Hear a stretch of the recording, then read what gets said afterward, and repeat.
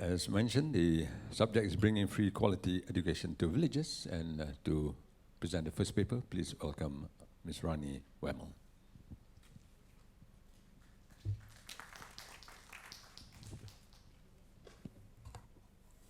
Thank you. Very happy afternoon.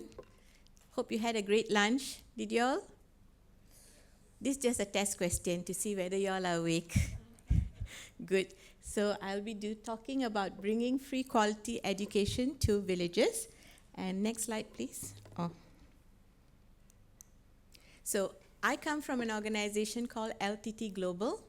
We started in 2004 with a vision to actually make learning accessible and affordable. And currently, we actually do digital learning services for government agencies and corporations, NGOs, anything from mobile to web. We actually can customize according to your needs. A little bit about us. That's me and my husband, who's also my boss. Yeah. And our vision is actually to make learning accessible and affordable. And it has been a very challenging journey because when we started in 2004, we had the black and white Nokias, and we started using SMS platform to actually reach out to people because everybody had phones and education was the one that was challenging. So we started with that, but people's mindset was not there. They rather pay for ringtones and wallpapers and games, even though your education was cheaper than all of that, right? So we have come a long way. There's better devices now. There's better infrastructure. And people are also asking what other content. Now they are willing to look at learning. So this is a great platform to actually empower people using mobile devices. In 2012, we actually came across a Telefonica study which stated that youths globally say that if they are given education and technology, they will come out of poverty, right? And this actually set us thinking. And then we saw there were other problems in the world. My CEO actually saw that an article that said, although there's 7 billion people, 6 billion have little or no access to quality education. Do you agree? Yeah, so all of you are the privileged 1 billion population. So we set out and saw what other challenges people had, right? They had challenges like increase in student debts, cost of higher education, employers saying that, although there's graduates, they don't have the relevant skill sets that they want. And also with globalization, competitiveness has become a key issue because people from other parts of the world can come and just take your job if you are not qualified. So these were the challenges, right? And that set us thinking, there's all these challenges, and what is learning actually? And learning can actually be classified into academic, career development, professional development, lifestyle learning, and lifelong learning, because different person has different needs. Do you agree? Yes. And then we saw the new goals. Prior to this, it was the MDG, which was the Millennium Development Goals, but now they have come up with 17 core areas that they want to achieve by 2030. And if you see that, I have put some black ticks there. These are 5 areas that just through our platform, we can help to power to achieve. But the same platform can also be used to power the other 17 goals that, they have set aside. So what's our goals? Our goals was to improve people performance, give them additional resources to upskill, power human capital development, catalyze growth and income of individuals, and get a knowledge-based society going. Because with globalization, knowledge-based society is the one that will keep you, as a competitive person. So, we know what are the learning needs of people, but just on your own, you cannot make it happen if you want to make the world a better place. We need different people to play different roles. we have the government agencies, we have private sectors, we have village community, NGO leaders, we have students, and we have you and me as individuals as well in our private capacity. Because you see, we can have the platform, but if nobody knows about it, it's of no good, correct? So we can take it to a particular place, but if in that community there's no infrastructure, there's no internet, you still can't use the platform, correct? So collaboration is one of the key area in which we can see all these things happening. If you are talking about giving free quality education to villages, everybody has a part to play. So we need a purpose, the right mindset, and a process that can support. And if we combine all these energies together, we can achieve delivering free quality education anywhere in the world, right? But these are two issues that I want you to look at because it's glaring right now. You see, in India, there's going to be 125 million youth in the next decade, right? How are they going to cater for this need?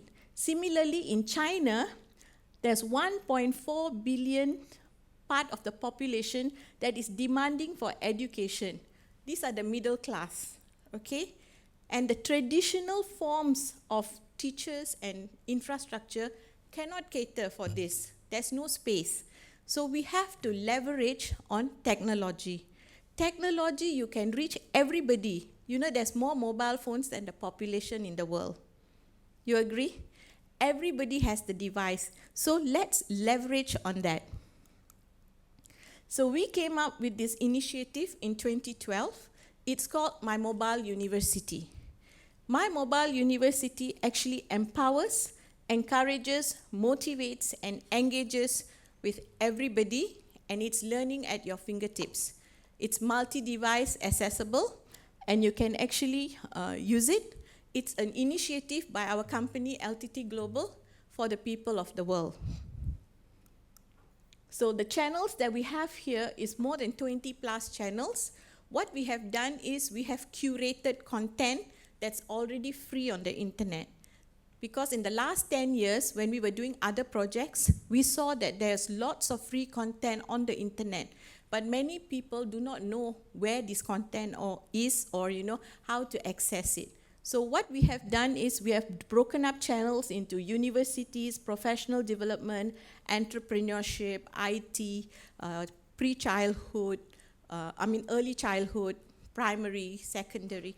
We have broken it up into different categories to suit everybody's needs. In fact, I'm quite sure that we are the world's first holistic learning platform.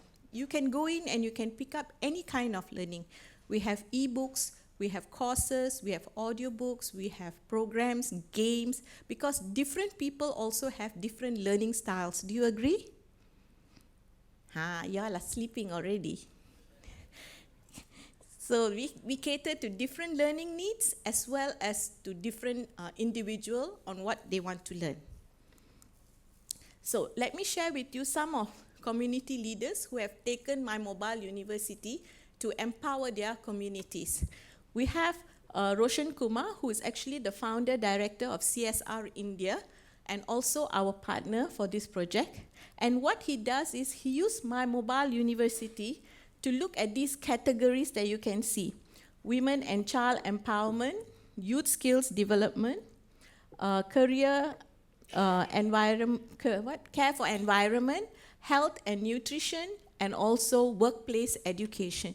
Because he works with organization and he believes that through this platform he can actually reach out more people.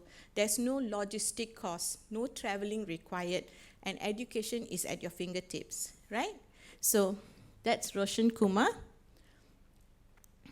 Then we have KYUSA in Uganda, and what they do is actually empower youths to become employable. Now in Uganda, we are told that many people don't complete their primary school. They drop off because of various social problems that they have, And what they do is when they want to go back to work, there's they don't have the skill sets. So they pick up language, they pick up some basic IT skills like how to do Word, PowerPoint, things that a company may need, right? And in this way, they have actually empowered youth to become employable. Then we have World Assembly of Youth, and that's Ideola. And she believes that this platform is actually one of the most important tools for any youth anywhere in the world, because this will empower them and upskill them and keep them competitive. And we talk about inclusiveness. Inclusiveness was one of the agenda of Millennium Development Goals, right? So what we have done, we have also helped Minds, which is an association in Malaysia, to help people with disability or special needs to bring learning to them. Because many of them who have special needs, they face difficulty to go to normal classes, and also, transport problem, so many problems, right? But with this platform, now they bring education to where the people are. In this way, they can pick up some skills and then they can start working even from home, because now they have the skill sets, right? If you see the photograph there, that's Rachwin. She actually learned how to do a YouTube video using this platform. So it's actually, if you have the interest, we have the platform. Then we have participated in a UNICEF talk where they wanted to empower girls through education, because going to school in certain countries is also quite dangerous and not allowed. So many issues they have. But if you give them education, they are able to fend for themselves. Do you agree? Yes. Then we did this project for Malaysia under the Ministry of Finance. They wanted a platform like My Mobile University, but with a Malaysian flavor. So we customized it for them, and we have a cultural channel there. So because in Malaysia we have different cultures, and if you understand each culture better, it will promote unity. So this is ilmu. Ilmu actually means knowledge in our local language, but it also means instilling learning for Malaysian unity. So here we have ilmu, and Rachwin is also one of our goodwill ambassadors to reach out to people with special needs, to tell them to empower themselves as well. And this is a NGO in Nepal who helps teachers and students, and they use this platform. Now, some communities, they don't have the infrastructure like how we have here in Malaysia. I think Malaysia, our infrastructure has improved quite a lot. But what they do there is they do something like homeschooling, especially after the earthquake in Nepal. Some of the schools are quite dangerous to go to. So people who have internet, they actually invite the students, and the students come, and then they go through the lessons here to help them to not be backlogged in work while repairs are going on. So they use this platform to empower teachers and students. This is Liberia. Liberia's Student Union actually wants to empower their communities. So they asked us to customize a portal for them to help the community. So this is from Liberia. And this is our recent trip to India, because one of the engineering colleges felt that our platform will actually help to value add their students. Like, assuming the students are doing engineering programs, they have insisted now that all students must pick up additional skill sets like branding, marketing, IT, language, anything. They want them all to have minimum of one extra thing from their core. And they're giving them a certificate of completion so that when they go out to work for employment, when everybody has an engineering degree, their students will have something extra. So this is how they're doing it, and they are the first one in India to lead this kind of initiative. So they give a certificate of completion to their students, right? The recent one is also Jeffy, which is in India, and they want to actually help women entrepreneurs, empower them and motivate them to pick up skill sets, because in our channel we have one for entrepreneurship, which is from basic, how you would start. So this is what they do. We also participate in talks. If you see the top right-hand corner, that's actually a farmer's school in India. And that school is only run by single mothers and widows because they want to give them income. And in that place, they have good facilities, and they use our platform to actually help the students, but also in the evening with literacy classes for adults who wants to pick up learning. So that's how they use it.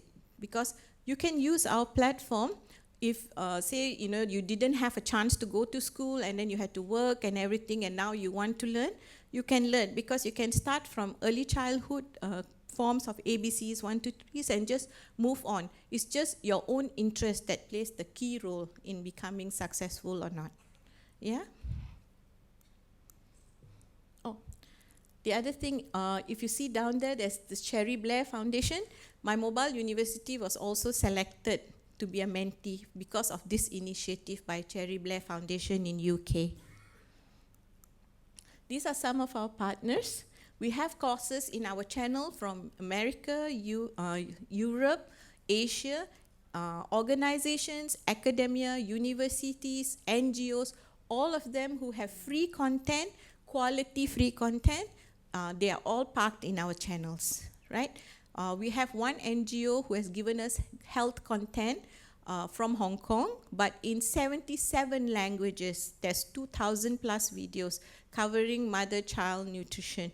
So we are very content rich. It actually depends on what community you are serving and what are the contents that you want that you can customize to your need. These are some of the recognition and awards that we have got since 2004 for our initiatives. And this is my favorite quote. The world is my classroom. Each day is a new lesson. Every person I meet is my teacher. Do you agree? Ha, you really fell asleep. Was I that boring? Okay, you see, our purpose here is actually to see if we can really make quality education available to people, right? Now, I have the platform, and you have heard what I'm doing. And if we really want this session to be successful and to, in the next whiff, they can actually say, that this was successful, you all can be the ripples that will make this happen.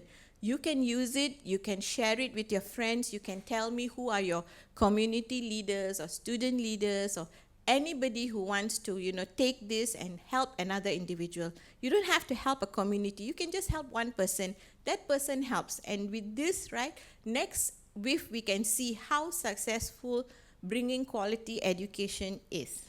Will you all be the ripple? That's not strong enough. I need energy. I will give you the platform.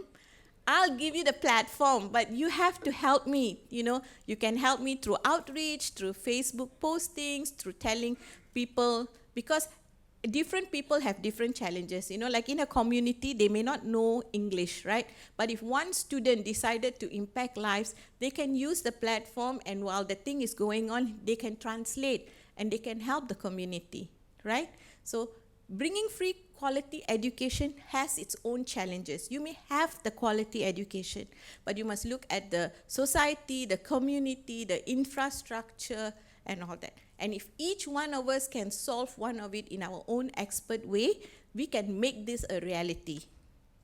All right? So, thank you. So these are the benefits of learning. Even we have to upskill ourselves. So we have lifelong learning as the end goal of this platform. Everybody can use it to upskill yourself. And in short, education is powerful, it's an equalizer, it's a right, it's not a privilege, and it provides opportunities. When everybody has education, the world will be a better place. Right? Oops. Thank you. That's a short video just to show you what we have been doing. And with that, thank you. Thanks. We started LTC Global about 10 over years ago. LTT Global is a company that I started together with my husband in 2004. LTT meaning learning through technology. And our vision was to make learning accessible and affordable. We started in what they call an education site. It's called My Mobile Uni. And My Mobile Uni, the purpose of it actually was a CSR program from what they call LTT Global to reach the world. We wanted to impact life using education. We started as a CSR program. Countries wanted to know, what we were doing. We were invited by England, in India, and we found out from CSR we cannot able to sustain this. So then we convert that into social enterprise. ILMU is actually a project under the National Blue Ocean Strategy of the Ministry of Finance, and they wanted to call the project ILMU because ILMU is the acronym meaning Instilling Learning for Malaysian Unity. So Project ILMU is actually all about empowering people, helping them to embrace digital learning and to move forward and create a knowledge-based society. We were what you call writing content on mobile phones, particularly what you call teaching English. And we realized that while we were writing content, then we also realized that a lot of people writing content in other parts of the world. So we switched from what you call writing content, and that is how we became content aggregators. The first phase is actually where we have aggregated content from worldwide top universities, organizations and NGO who have given free content, people able to put their content online as well and they want to share with the world. And currently we already have started a very unique feature for ILMU. It's called the Malaysian Cultural Channel, where one is able to go in and understand the different cultures that you find in Malaysia. As you know, Malaysia is called the melting pot of cultures, right?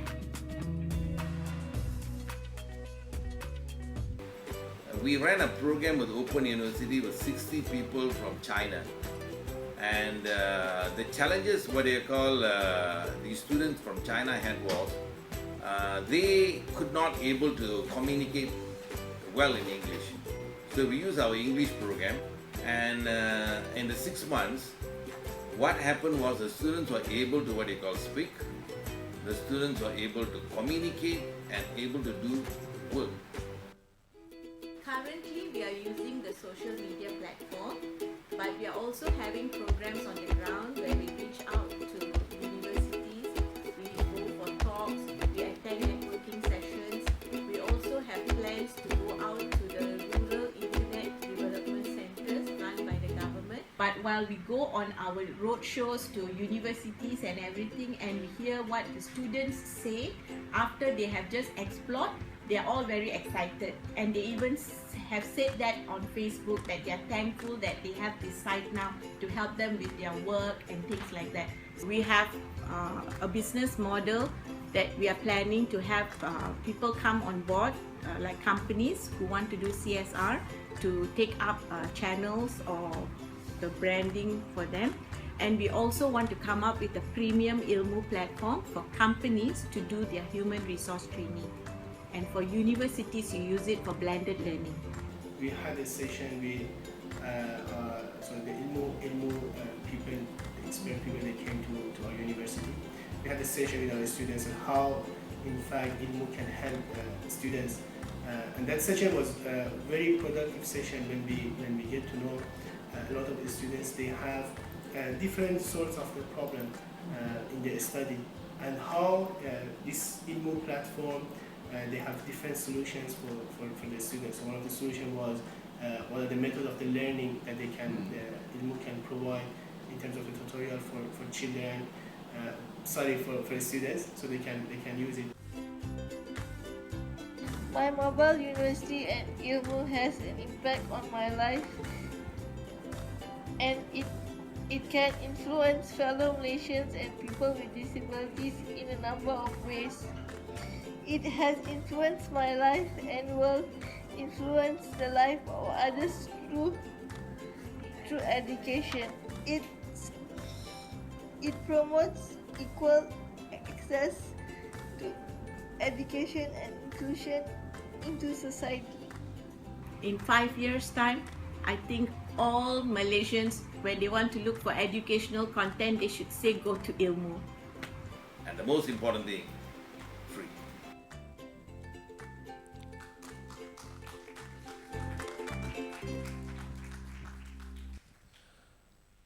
Right, thank you very much, and we'll move on to the next speaker. So please welcome, ladies and gentlemen, Ms. Tuna Sciabica from the Rural Education Development Global, a non-profit organization which partners with rural communities to build read centers. A very interesting story here. Over to you, please. Thank you. Nice to meet everybody. I already had a chance to meet a few of you before this, and I look forward to meeting many of you afterward. And I was very inspired by Rani's presentation and interesting, a lot of overlap, the themes around free access to education and the different types of education. The way that READ works is definitely different, but I see a lot of opportunity for partnerships. I'm excited to talk to you more afterward. So READ, as was already pointed out by our kind MC, many people, when they hear that our organization is called READ Global, they assume that we're primarily about literacy. And actually, literacy is just one of the things that we do. READ stands for Rural Education and Development. And we believe that empowering rural communities is critical if we're going to make serious progress in alleviating poverty, because the huge percentage of the world's poor actually live in rural areas.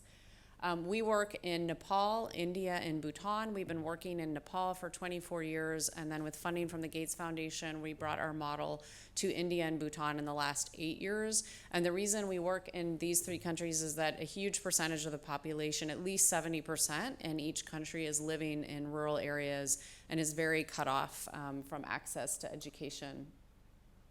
So READ's model is a 3-pronged approach. We talk about it in terms of education, enterprise, and then community development, and I'll get into all of those. So education, the platform for our model, the work that we do initially is to create these community library and resource centers, which we call READ centers. So this is the inside of what a READ center looks like. It's what you would think of as a library, but then there are other elements within each one of the READ centers. So the library section has between 3,000 and 5,000 books initially when we first launch, and then magazines, newspapers, all different sorts of print materials. Then we have an ICT section. So within the last 5 years, we've upgraded almost all of our centers so that now all of them have computers, internet access, and it's very important to us that that's free public access to the internet so that there's no cost barrier for the rural poor.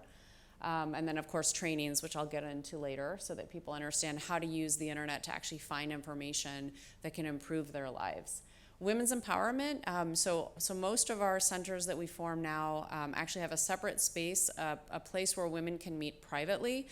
We find this is very important because so many women in the communities we work in have never been part of the formal education system, and as a result, when there's a library opening, they feel like it's not really for them because they don't know how to read yet. So it's important for them to feel like there's a space where they can meet with other women and have some privacy, and that gives us actually an opportunity to do a lot of programs with them that we would otherwise not be able to do.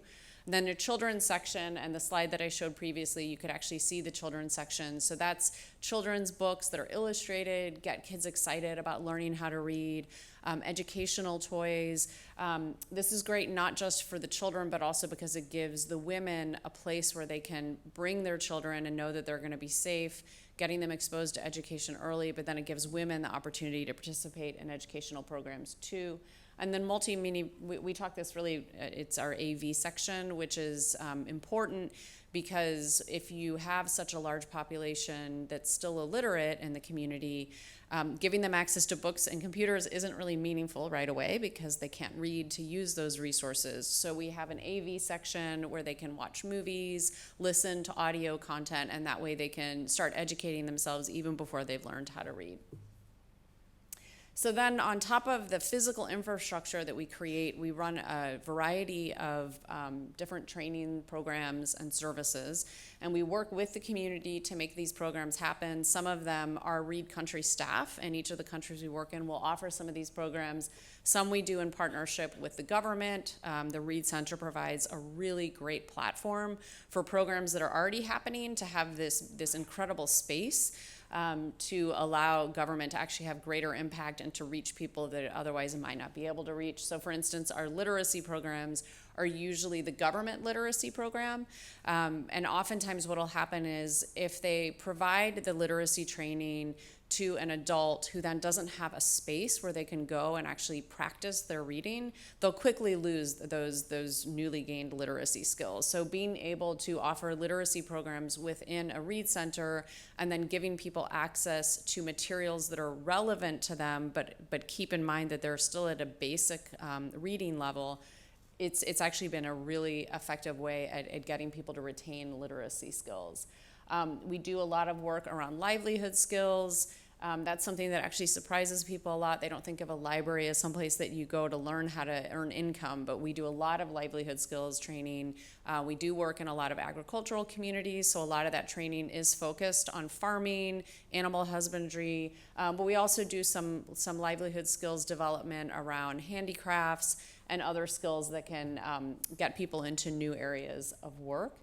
We do trainings around computers and internet. I'll talk a little bit more about that in a minute. Women's empowerment, again, not just providing women the space, but doing programs for them that really get them empowered and get them earning more income.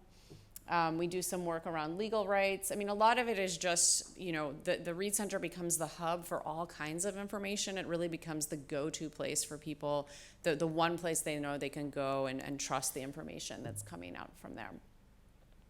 I'm going to show a video a little bit later that's really going to bring our women's empowerment work to life.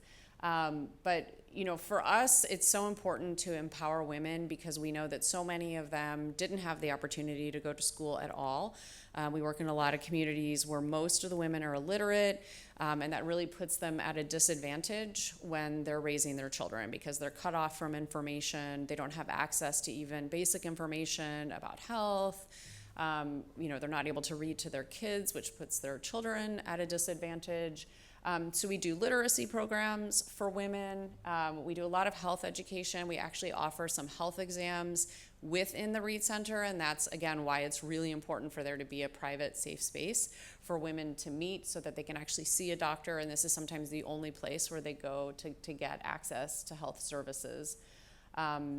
We do a lot of, I think I mentioned earlier that we bring the children in through the mothers. If the mothers don't have a safe place where they can leave their children, they're not able to come in and access all the programs and services there. So having a place where they can leave their children, and our children's sections, there's always someone there who is watching over the children. That's really important. It opens up so many opportunities for women.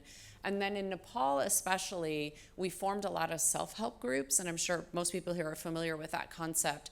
But when women start getting together, they can really start solving problems together, they can provide support for each other, and then oftentimes they actually form savings cooperatives, so women who are learning how to read and learning a new livelihood now are able to manage their money, they're able to save money together, and then ultimately they give each other loans so that some of them can start businesses, and it just really gives them a safe way to do that because they're accessing all these other programs and services at the same time. So literacy programs, I already talked about this a little bit, but it's really important that people, as they become literate, that they have a place where they can practice reading and that they can see that reading is actually giving them the information that's going to change their lives. So we make sure that the materials that are in the Read Centers are really addressing their daily needs, whether it's around agriculture or health issues. It has to be relevant for people learning to read to realize that they want to keep learning how to read and that this is a game changer for them. For younger folks, we do a lot of writing workshops, we do storytelling hours. It's basically about creating a love of reading and a culture of reading and literacy, particularly for newly literate, but then also for youth who, because so many of their parents are illiterate, they don't have anyone reading to them at home and creating that love of reading. So it's important to create that in the library so they have a space where they can read together. So more recently, we started doing a lot of work around ICT, and I think as Rani has pointed out, having access to the internet, whether it's physically on a computer or on your mobile technology, it's really a game changer because there's only so much that you can give people within the physical infrastructure of a library and the print resources that are available there. So for us, being able to give people free access to the internet has been eye-opening, both for them and for us. And we've realized that it really needs to be free public access, because otherwise there's a barrier and so many people wouldn't be able to access the information there if they had to pay for it. So we're putting mostly laptops into read centers now, and then we are sometimes the first internet access that community has. So we work with the telecoms to bring internet access to some of the communities that we're in. And then we're doing trainings on how do you use the internet, how do you use the computers, Microsoft, and then just really how do you find the information that you need using the internet. We are doing some distance learning partners, which I think, Rani, there's a little bit of overlap with what you're doing here. Ours is actually partnerships with formal online learning programs, so you can actually get a certification. You can get a university degree without leaving your rural community, which opens up a lot of opportunities, particularly for women who sometimes are not allowed to leave their communities to travel to rural or to urban areas. And then just really doing a lot around using ICT as tools for education. So a critical part of our model, and I think something that makes us quite unique, is that we launch an enterprise with every read center that we open. And the idea here is that the community should know from the start that they're going to have income that's going to come back to the read center and help sustain it over the long run. So oftentimes you see very well-intentioned development organizations going in and creating infrastructure that's quite expensive and cost a lot to upkeep, but there's no way for the community itself to support that in the long run. And then once the funding runs out, this beautiful infrastructure actually becomes quite dilapidated and is no longer useful to the community. So our founder, a woman by the name of Tony Neubauer, when she started READ 24 years ago, she had seen this happen. She knew that it was really important from day one for the community to know that we would work with them to create a revenue stream to make sure that they would be able to take care of this for the long run. So this is actually a photo of a weaving cooperative that we've got. We've got two of these actually where we have two READ centers in Manipur, India. We've got a lot of other, we've got community radio stations happening in some of the centers, ambulance services, we've got some agricultural cooperatives, we have tractor rentals happening in some of our farming communities, beekeeping, honey production, turmeric farming, you name it. We've tried a lot of different things. But the objective here is that we work with the community to come up with something that they want to do, because ultimately it's their business that they're going to have to run, so they need to be excited about it, and it really needs to meet a local need. And then we also, in addition to launching these enterprises, we're doing a lot of trainings around livelihood skills. So that might be focused on agriculture, it might be focused on learning how to use a computer. And I think, Rani, you touched on this a little bit about it's also about life skills development, personality development, really understanding what it would be like to work in an office setting, since we do work in rural areas where a lot of people have never had exposure to an office setting. If they are going to leave and go work in the city, they need to be equipped with the kinds of personality skills that will allow them to succeed. So it's not enough to just teach them how to use Microsoft, how to use Excel. You really need to give them access to the other types of soft skills that'll help them succeed in an office setting. So community development is the third prong of our model. This is actually a photo of one of the inaugurations of a center in Nepal, and I was there that day. I think there was over 1,000 people who came out for the inauguration. So really critical to our model, even more so than the sustaining enterprise piece, is that we require community co-investment of at least 10 to 15% of the total cost of setting up a center. And then from day one, we're working alongside with the community. We actually prefer that we be invited into a community rather than approaching the community and suggesting that they need a READ center. It's just really important to us because the community is actually going to own the center and manage it. And that's going to be from day one. So once we inaugurate a center, we do a library management training with them. And then we're doing a lot of capacity building training with them over the long run to make sure that they're prepared to actually manage this. And then what happens is that we see many years later, after we've opened a Read Center, that they're starting a lot of their own initiatives. So they're using this incredible community asset that we've worked with them to create, and then they're doing all kinds of awareness building campaigns. They do a lot of advocacy. They actually form their own local partnerships, and so that's one of the successes of the model. You know, we get most excited when we do some initial programming with them, but then we see that they can take it upon themselves to form local partnerships with government, with other NGOs, and then they can do these programs on their own.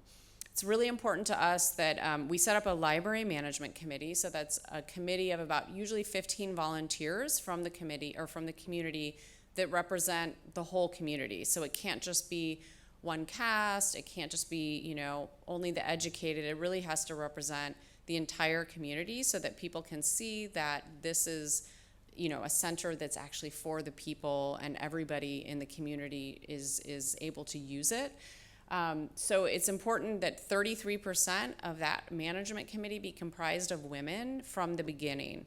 And this can be a little challenging in some of the communities we work in because women are not necessarily educated, and there is a lot of, you know, the cultural norms mean that women usually aren't serving in leadership positions. So we want it from the beginning, we want it clear that women are going to serve in leadership positions, so that other women can see that this is a place for them. And then it also gives men in the community a chance to lead together with women, which can help a lot in changing gender perception, gender norms. So we started doing formal monitoring and evaluation a few years ago. We worked with an independent organization to do a lot of data collection in the 3 countries that we work in. And what we've seen is that, especially in the area of women's empowerment, we've seen a lot of really powerful outcomes. So 3/4 of the women that we surveyed in India and about the same amount in Nepal are reporting they can actually travel outside of their home more often because of the Read Center. And for women who you know, face a lot of discrimination, living in poverty, and don't have the same opportunities as men, to be able to leave their home, meet with other women, you know, access the programs and resources, this is a very powerful outcome. We feel very excited about that outcome in particular. We're also hearing from a lot of women, more than 3/4 of the women who come in to use the center, that their self-confidence has increased, that they have higher self-esteem. 2/3 of the women are reporting that because of the programs that they access at the Read Center, they're able to make more decisions within the home, and that might be around whether their children are going to school, how family money is being spent, decisions about how many children they're having, health, you know. So it's really giving women, within just a few years of coming into a Read Center, they're having a lot more power within their own families. And then 2/3 of the people who are coming into the Read Centers are telling us that if it wasn't for the Read Center, they would not have had access to the information that they found there. So we're really working in areas where people are very cut off. You know, without the Read Center, they don't know where else they would have gotten this information. And then we're seeing a lot of outcomes around income generating activities. So people tell us that whether it's taking a livelihood skills class or even just having access to the internet, they're able to earn more income now because of the Read Center. So over the past 24 years, we've been very lucky to work with a lot of really great partners. One of our great partners from the beginning was the Bill and Melinda Gates Foundation, and that was actually the support that allowed us to take the model from Nepal into Bhutan and India. We recently started working with Reach Out to Asia and Qatar. That was just within the last couple of years, and they're doing a lot of work with us in Nepal. And of course, now with the earthquakes that happened earlier this year, we're seeing a lot of new organizations coming into Nepal especially, and so we're excited about some of the new partnerships we've been able to form there. So to date, we've created 84 Read Centers in the 3 countries that we work in. Our reach is over 2 million people who have access to a Read Center. That's reaching 241 villages. So that is my presentation, and I actually just wanted to bring our work to life instead of doing it all through a PowerPoint by sharing a story with you, a film about a woman by the name of Tuna Devi.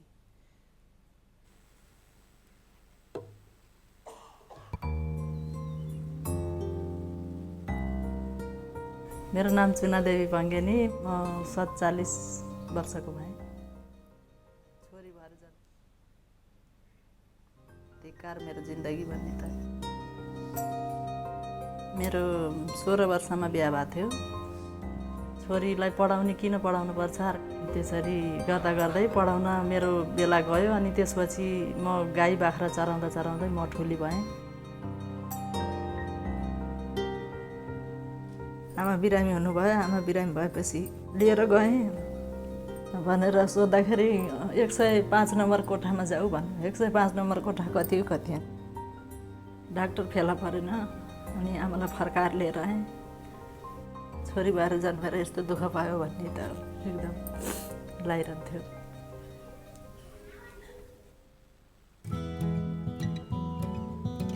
पढ्न पाए हुन्थ्यो भन्ने एकदम मनमा भइराखेको बेलामा जसरी डन्डा अघिल्ली समुदायको सरहरू आउनु भएर यस्तो हाम्रो उसमा किताब सञ्चालन छ, तालिमहरू पाउनुहुन्छ। ज्ञान गुणका कुरा यो तालिमहरू सबै दिनुभयो। पढ्न लेख्न जानियो।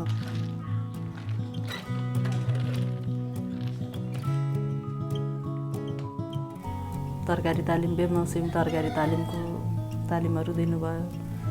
स्वास्थ्य सम्बन्धी तालिमहरू दिनुभयो। महिला सम्बन्धी हेर्न हुने कि मोबाइल चलाउन हुने 2 वर्ष भयो समुदायले हामीलाई एकदमै तालिमहरू दिइराखेको।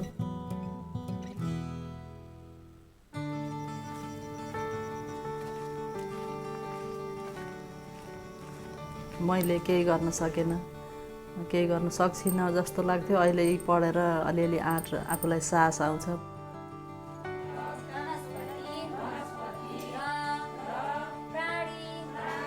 नपढ्दा दुःख पाइने रहेछ, पढ्नु पर्ने रहेछ। महिलाहरू यस्तै म जस्ता नपढेका धेरै छन्।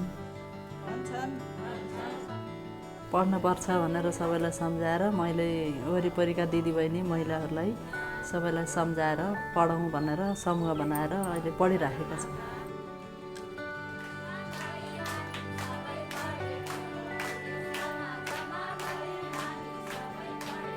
पढेर शिक्षा दीक्षा ज्ञान बुद्धि यसरी बुढेसकालमा पनि आउँदो रहेछ हुँदो रहेछ भनेर सल्लाह सुझाव दिन एकदम चाहन्छु।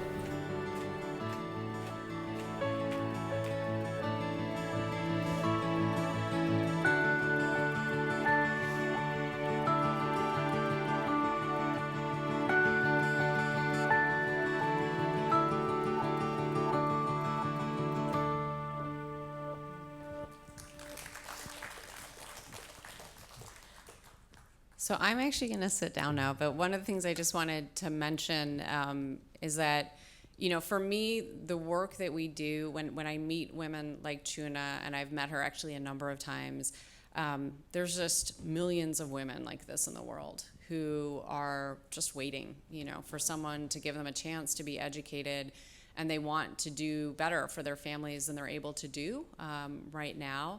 So my hope, and one of the reasons I'm here, is READ is really looking to expand, to consider new countries. I don't think there's a lot of representation from Nepal, India, and Bhutan here at the conference, but we are looking to take the model to new countries, and so I'm very interested in hearing from those of you who are here whether you think this model can actually work in the country that you're from. So with that, I'm going to sit down. Thank you. A very touching story there, that video. Thank you. Right, I'd like to open the floor. Questions? Yes, please. The mic. On the right, please. Oh, here first. Okay. This one first. Yeah.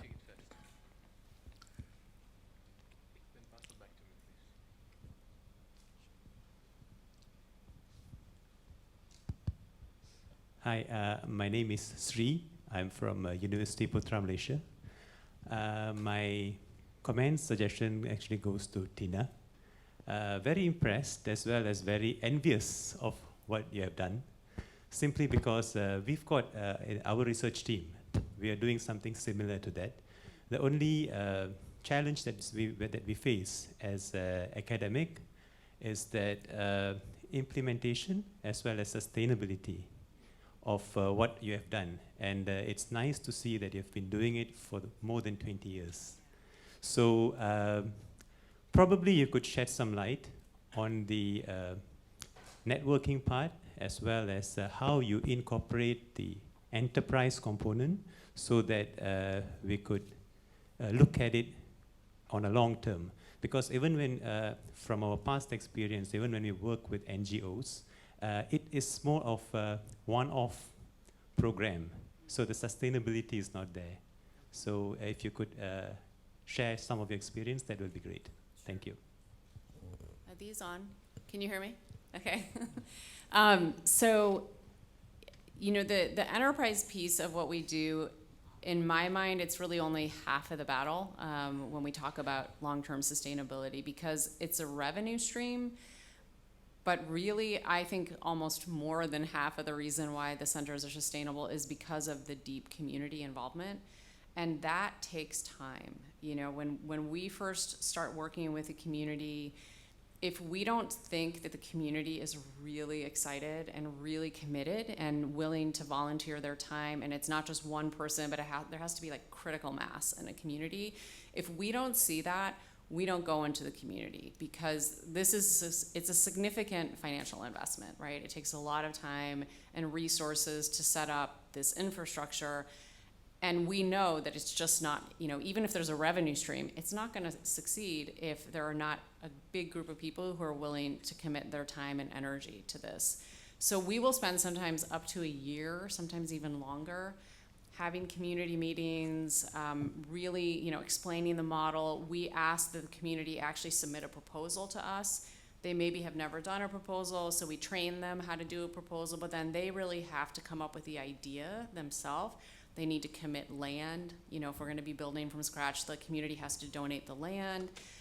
They're often doing fundraising campaigns to help with their 10 to 15%, because the 10 to 15% is in addition to the land.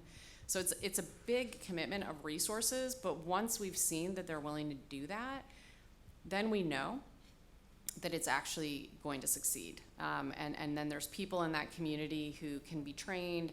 You know, oftentimes they're actually forming their own partnerships without us being involved at all. And that's the greatest success. We have some communities that say, we did this all, Reed did nothing. And we love that. Like, that's actually the best outcome for us, is for the community to have taken it upon as their completely 100% their own initiative.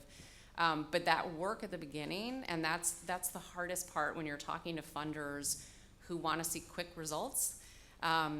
You know, we have to kind of shy away sometimes and say, look, we can do quick results, but then it's probably not going to succeed. So we'd rather have time at the beginning to invest in creating those relationships with the community, and just making sure that the right people are involved, because without that, it's probably not going to work. So I would love to talk to you afterward, actually, to learn more about what you're doing. Mm-hmm. Hi, good afternoon. I'm from India, and it's really heartening to see the work which you're doing, alhamdulillah. You're doing work in rural India, but what is actually happening now is there's a lot of shift of population from rural India to semi-urban and urban areas. Mm-hmm. And the story remains the same. You know, although we have connectivity and stuff, you know, the women are as at home as they used to be in rural areas as well. Mm-hmm.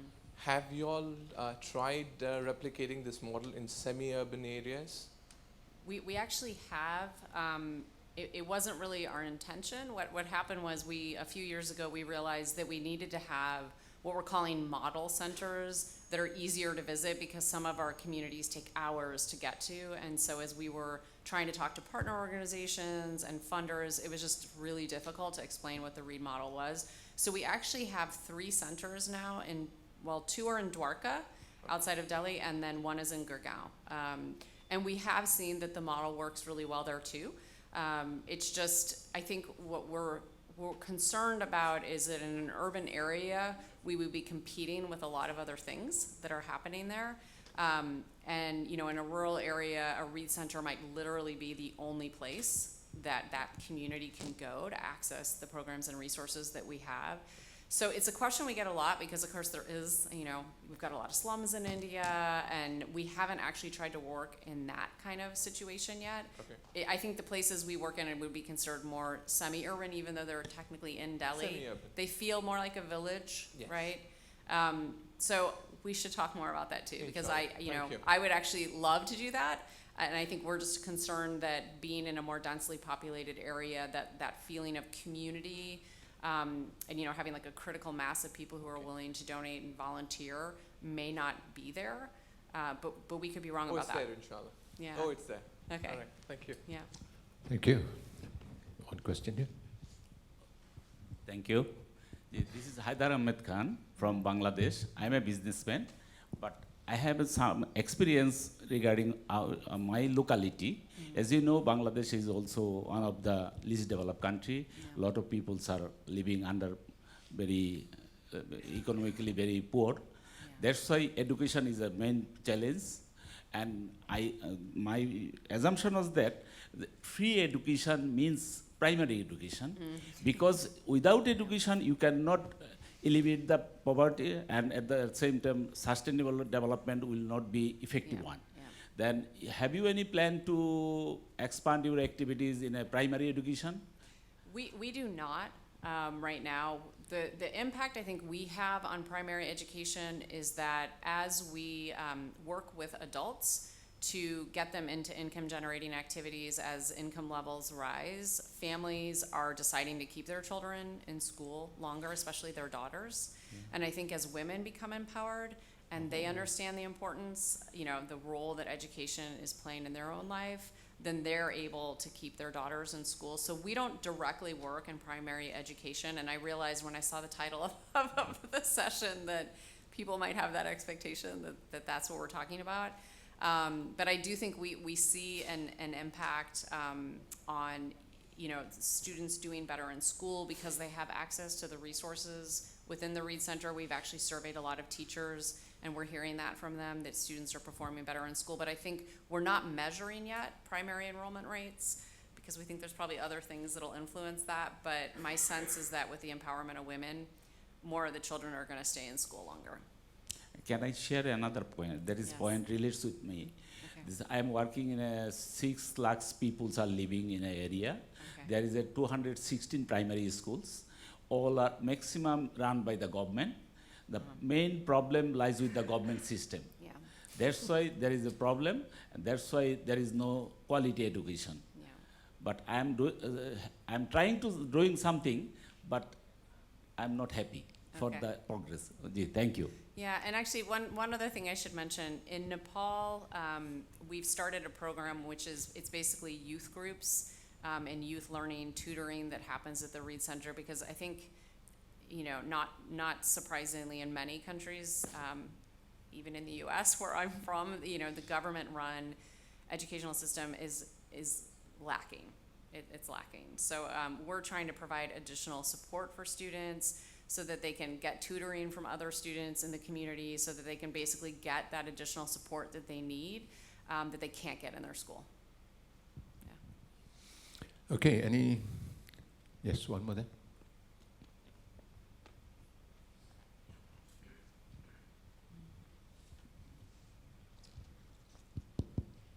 Good afternoon. Thank you for the two presenters. I'm from the Egyptian Embassy. My name is Alia Burhan. I have two questions, one for each speaker. The first question is regarding the first speaker. Are all the materials that you have available in English, or are there materials available in other languages, like in Arabic or Spanish or whatever, the languages which are more prevalent in the world? Regarding also the issue of smartphones and access to computers, when you mentioned the corporate social responsibility, would you say that the companies can provide these smartphones or computers to the people who are trying to learn via your program, or they have to have their own smartphone or laptop or computer or whatever? So this is because access to the phone itself is crucial to the success of your program. And my second question is addressed to the second speaker. I would like to know more about how you said the community has to make the proposal and you will help them with the proposal. So, like you said that you have to submit land and 10 to 15% of the cost. So I'd like to know, what if they can't raise the cost? Will you provide the 10 to 15%, or would the company, like corporate social responsibility, also take on this 10-15%? And does it necessarily have to be land? Couldn't you have like something like mobile libraries or mobile centers or mobile basic clinic, health clinic, that kind of thing, to get away from the idea of actually physical thing? Yeah. Thank you. Okay, Rani, you want to go? Thank you for the question. Primarily, 95% of the content are all in English language, except for the channel, our global health channel, where it takes care of mother-child nutrition, that we have in 77 different languages, and you can have access to that. But coming again to devices, it's not necessarily to be accessed on mobile devices. You can access it using the normal PC as long as it's connected to the internet. And we don't work with companies in CSR to provide these devices. What happens is, whenever we work with a community leader, the community leader will get networked to the companies in their area, and they will propose, because they can show what are the value adds of partnering.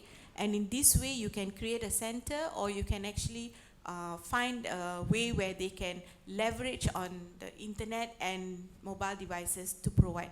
Maybe all don't have internet, but one person who has can actually open it up and use it on a computer or a screen and share with the community. So you can leverage in that way for a start. And then as you see progress, you can move on to different levels. Yeah, thank you. So to answer the question about the community ownership and the co-investment, it's actually really hard in some of the places we work to get land donated. In Nepal, it hasn't been difficult at all. Almost always we're dealing with land being donated by the community and then construction from the ground up. In India, land is a lot more expensive, and it's harder to get communities to come up with that. So sometimes we're actually using existing buildings, and then we get like basically a no-cost lease of that space to establish the REIT center. So that way, we can work in more communities because of that. When it comes to the 10 to 15%, it's a very good question about whether companies can contribute that. Our preference would be not to have that happen, and the reason is that if you don't have at least some co-investment by the community, you risk it looking like a corporate initiative rather than a community initiative. And that really, it's so critical to our model that this be something that the community wants, that they own, that they manage. So we are starting to get more corporate funding, and when that happens, usually what happens is actually the corporate is funding most of the project, and then we still need to go to the community and make sure that they're contributing something as well and that they actually want this. So sometimes it takes us a really long time to find the right place to put a REIT center, because we don't just want to go where the corporation wants it. We actually need to go where there's a community desire for it, since that is so critical to the long-term success.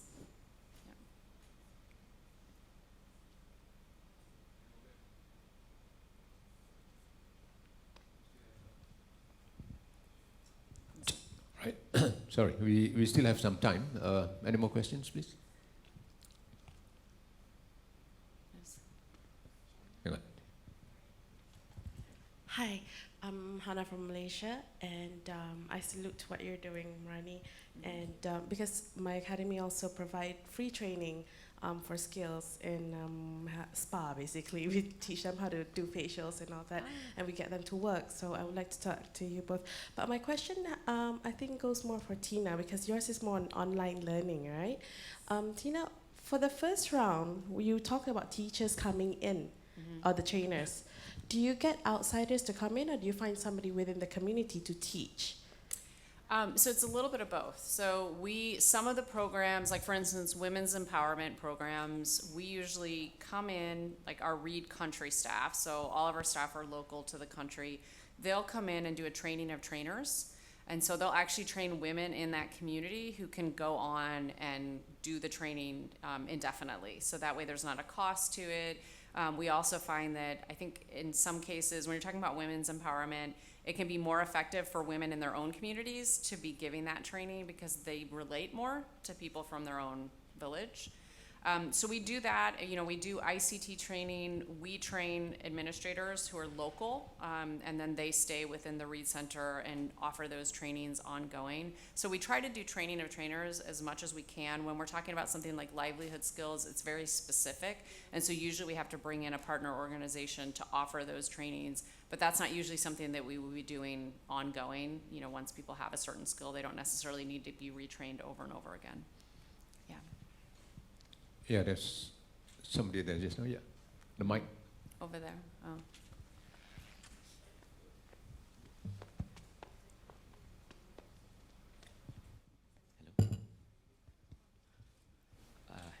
Good evening. My name is Shamsul. I'm from University Putra, Malaysia. Okay, my question goes to Tina.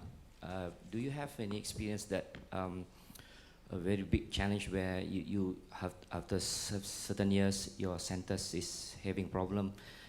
For example, you lost the champion of that community, and you have to close down, and the centers. Or do you have such experience that, and how do you overcome this kind of situation? Yeah. So we actually haven't closed any of our centers. In 24 years, we had one center where we were renting space and we had to move out of the space because the organization that had it decided they wanted to do something else with it, so we opened in another location.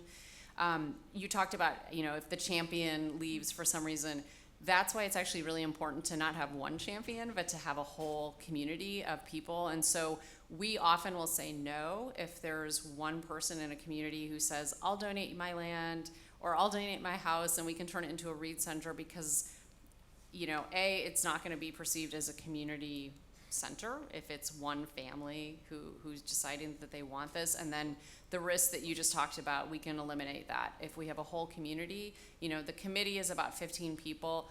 Not all 15 people are as engaged. Usually we have sort of a core group of 4 or 5, and then they actually have sub-management committees. So there's a committee that runs the sustaining enterprise, there's a women's committee, there's an education committee. So there's different committees, and there's enough delegation and kind of disbursement that we don't really risk if one person leaves, the whole thing falls apart.